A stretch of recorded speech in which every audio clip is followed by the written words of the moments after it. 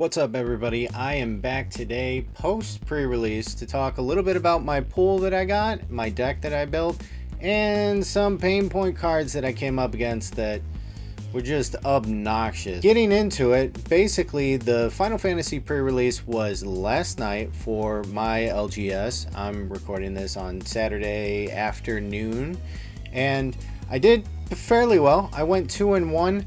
My packs, when I first opened the promo and then I opened up pack 1, oh, I thought it was going to be a dream. Let's take a look at my deck that I put together, and I'm going to show you in two different views to try and get an idea of my thought process here. All right, so first off, we have artifacts, we had 1 of, creatures we had 10 of, instants and sorceries we had 8 of each of those, and then I ran 17 lands. Now, because I was a little bit in a rush for no reason and I can't really count, if you add those up, you'll notice that that comes to 44 cards in my pre-release deck. I swore I was going in with, first off, 16 lands, not 17, and 41 cards in my deck. What ended up happening was when I was sorting out everything and I was trying to cut literally 3 cards, accidentally grabbed those 3 cards and threw it in the deck. I'm happy with how it performed. There were some games where it was a little bit rough, especially in the beginning, just not getting enough shuffles in. Now, this is when I'm building out my pre-release deck, how I lay out my cards after I have a good idea of, all right, I think I'm going to play this color, right? And I look at them and I try and think of, okay, do I have combat tricks? Do I have, oh cool, do I have any finishers? Yeah, I got a handful of finishers that really work out. Probably the MVP of my deck was Black Waltz number 3. I ended up pulling 2 of them. One of them was foil. And as you saw before, we had, 16 instant and sorceries that I could play off of. So every time I'm casting a non-creature spell, I'm doing 2 damage, right? Gives me the possibility for not only 32 damage, but it also counts the earth crystal. So ending up being at about 34 damage I can potentially do with 1 of them, which is insane. And that's how I really got back into a lot of my games, where I had these guys out, one of them would get removed, I'd play the second one, and then I'd start playing instant and sorceries and just hammering them down. And then the other thing is, because I had 2 of them and they're flying and death touch, I could go and just block with it. The next column that I was looking at was combat tricks. All right, so I had 3 combat tricks, and haste magic, as I kind of said in my preview, pretty good card. It worked out great. There were other times where I was basically using my combat tricks, though, not as combat tricks or in a defensive manner, but if it was at the start of the game and I knew I had a way to get through, I would use my combat tricks just to double up on damage. Just get more damage through as quick as possible. And then Blitzball Shot, just a massive, massive little combat trick with +3/+3 and trample. Insane. Now, the one card that I was excited about was, I have it in the coupon column here, the Earth Crystal. And just the ability, because my green pool was so good and so big, I had the ability to basically make everything cost 1 less. There was an instance where I did use the 6 cost tap ability to distribute 2, actually 4. I didn't use it a ton, so it was kind of more of just kind of a dead card. Next up, looking at my finishers. So these were the cards that I expected, all right, if I play this, hopefully I'm winning the game. And the first one that you see there is Tifa Lockhart. That was actually my first foil out of my first pack.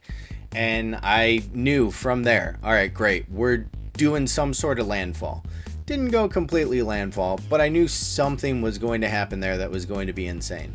The real thing that I really wanted to have a chance to do was get Tifa out and Earth Crystal, and then give Tifa counters. Unfortunately, out of all 8 rounds that I ended up playing, I only got Tifa once, just sitting at the bottom of my deck the whole pre-release.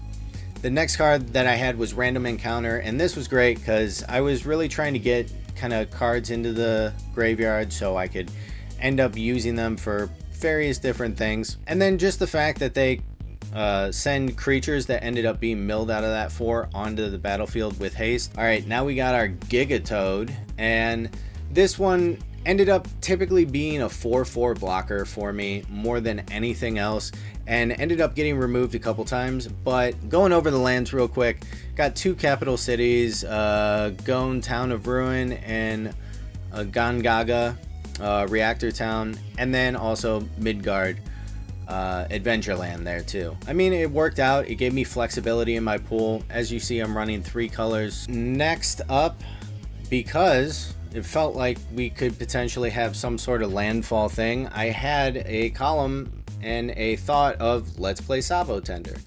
Put him out there, deal 1 damage a couple times. Yeah, he'll get there. He's not going to be dealing a ton of damage. I talked about that in the pre-release video, but he's putting some damage down range, right?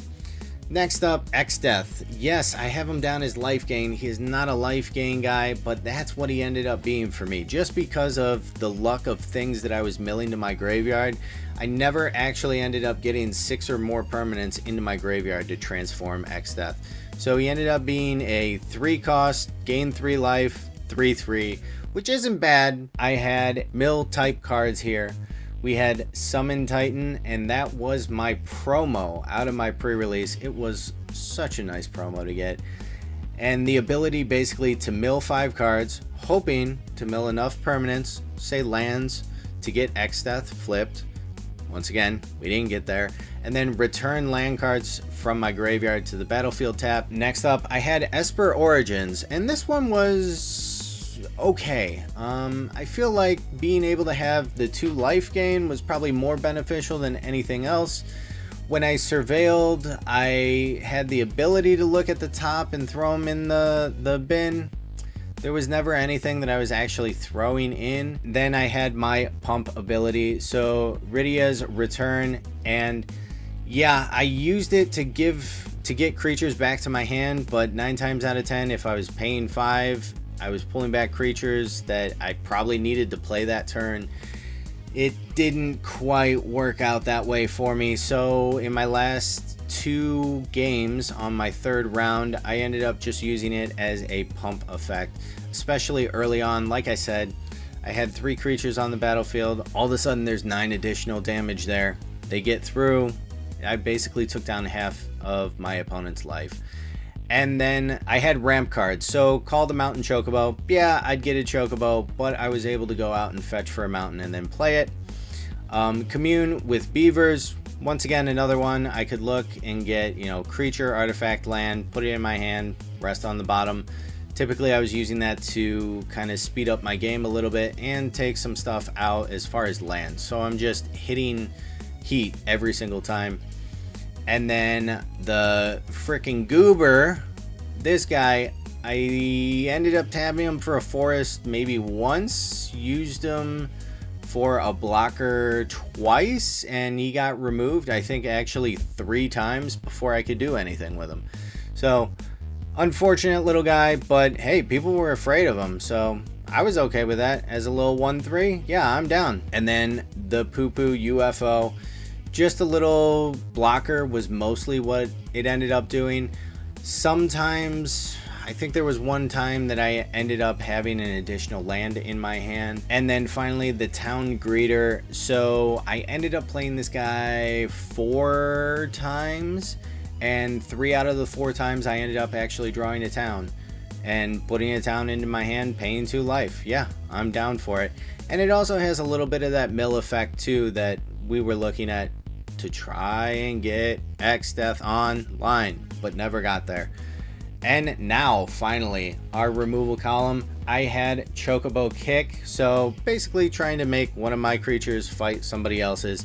Used it once, it got rid of it, the thing that I was trying to fight, and yeah, it did its job.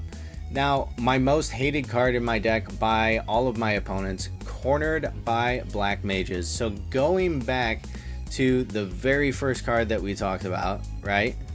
All the way up here, Black Waltz number 3. Play a non-creature spell, it deals 1 or 2 damage to each opponent. Well, Cornered by Black Mages gives me the ability to basically create a 0/1 Black Wizard, that does the same thing except 1 damage instead. But the part my opponents hated was that they had to sacrifice a creature, and 9 times out of 10 they didn't have a lot on the board, so they needed whatever they were playing with on their battlefield. Incredible card, loved it. Close to the MVP, either this or the Waltz up top. And then I ended up pulling a Through the Ages Lightning Bolt. Worked great. Sometimes I would ping my opponents, sometimes I would ping creatures if there was a troublesome one that I needed out of the way so I could swing in. And having, you know, the Black Wizards from Cornered by Black Mages or Waltz out, hey, it did additional damage, and then we were good to go. I think there was an instance where I actually was able to deal, what was it, 7 damage because I had played Cornered by Black Mages twice. I had Black Waltz number 3 out, and I played a Lightning Bolt to my opponent's face. It's great little combo work there. I had 2 Thunder Magics, which were really nice, just having the ability to pump it up if possible. 9 times out of 10, I was playing it for that 2 damage. But there was one instance where the 4 had to be done just in order to stay alive a little longer. My second round ended up losing, right?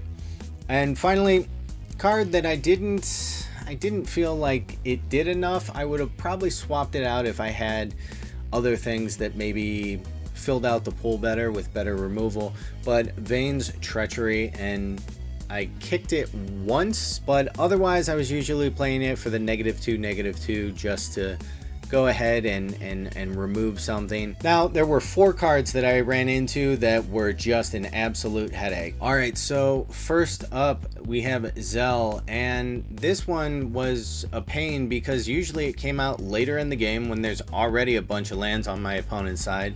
And yeah, they could pay an additional land and they get to bounce one back to their hand, so maybe Zell gets smaller, 1 land at a time. But there was an instance where Zell ended up being like a 10-3, and I was like, oh my gosh. And I think that was one of my first round games that my opponent and me were going back and forth playing lands and waiting to hit something, and then they hit something. So wow, what a card. Did not expect it to be such a bruiser, but man was it. And then next up is a combination between Adelbert Steiner with lifelink and gets +1/+1 for each equipment you control, and the Atir and Pirwin. This was such a killer for me. This is what got me in my second round, right? So the equipped creature with that equipment on it gets XX, where X is their life total. And yeah, that's cool, except for my opponent had like 23 life, and then they swung at me after they had attached it to Adelbert Steiner, and then that's lifelink, so then they went up to 46. Such a good little combo. That's awesome that they got those cards. Like, I'm definitely happy for them because I think they went 3-0. All right, thank you for watching, everyone. If you agree with kind of my analysis on my deck, if you agree with the cards that were really pains, let me know down below. If there's other ones that I missed that you ran into that were difficult, feel free to go ahead and leave a comment down below. I am going to put the link to my pre-release deck up on the description, so if you really want to go in and take a look at it, you can, and take a deeper look. Otherwise, I hope you guys did well, and until next time, peace.